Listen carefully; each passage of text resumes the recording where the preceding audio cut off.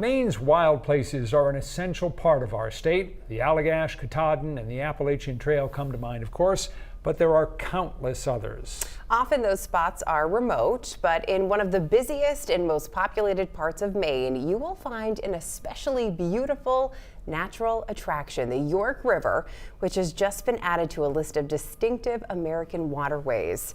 207's Don Kerrigan found out why. In early fall, Maine's coastal rivers can offer beauty and quiet and wonder.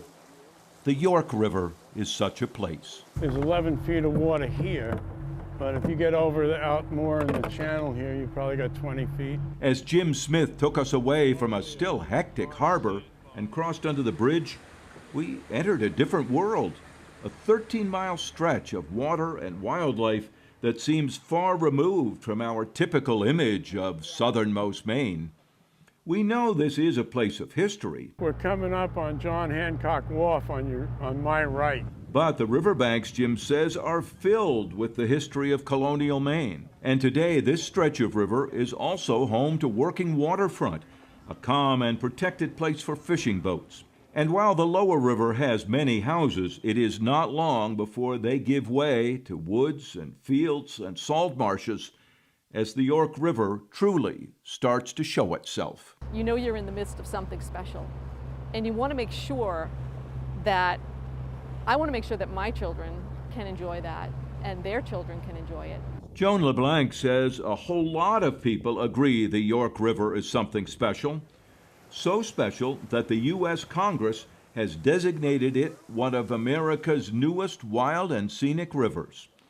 The vote was taken last winter, the ceremony held 6 months later, a moment that capped more than a dozen years of work by many local people who all wanted to protect and preserve this river. It was a long journey. Judy Spiller is now leading the local stewardship committee that will guide the York's future. I think there were times when we weren't sure it was going to happen. So when it happened, it was a wonderful feeling. The York is officially a partnership, Wild and Scenic River, covering the river itself and 33 square miles of watershed. That is woods and fields and yards, ponds and streams, touching the towns of York, Elliott, South Berwick, and Kittery. Because you have so many blocks of undeveloped land that are 500 plus acres. And that's the type of landscape that you need to support certain types of animals, moose, bobcats, and other things that you would not really expect in this southern Maine region, but they are here because we do have that habitat. It's just one of many local findings that caught the interest of the National Park Service, the other partner along with the towns. Jim McCartney took his first boat trip upriver this year. What was your reaction? I was blown away. It was just amazing to get out here and to see what the river had to offer, the salt marshes, the working waterfront, the recreational opportunities, historic resources like the McIntyre Garrison. We anchored by a large salt marsh where one of the York's 4 tributaries comes in. And this place is totally different from Maine's only other wild and scenic river, the wilderness of the Allagash. What it comes down to is whether or not they have these unique values and whether or not there's local interest and support to protect those resources. The York is tidal. Besides a wide range of animals and plant life on shore, there are birds, soaring eagles and other shorebirds, plus all the marine life and all the human history. All of it, they say, making the York worth protecting.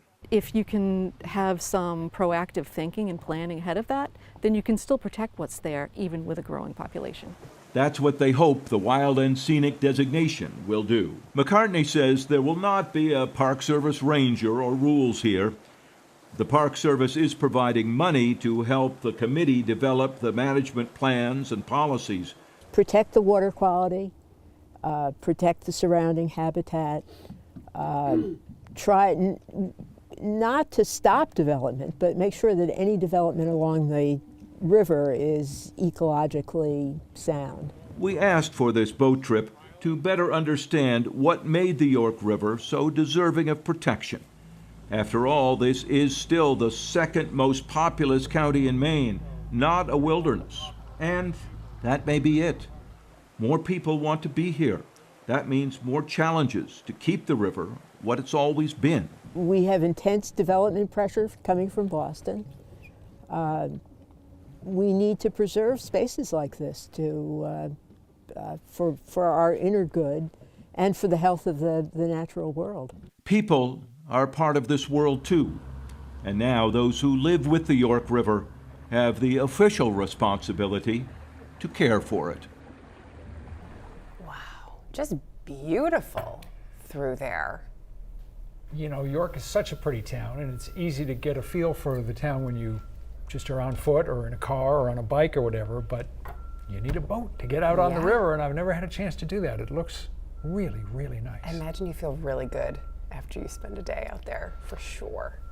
The Stewardship Committee, by the way, is now working on plans for both protecting the river and educating people about it. With money from the National Park Service, they are hiring a part-time director who will help with that work. And one more fact about the York River. Joan LeBlanc says the studies have shown that its watershed contains more threatened or endangered species than any other part of Maine. Wow. Wouldn't have expected that.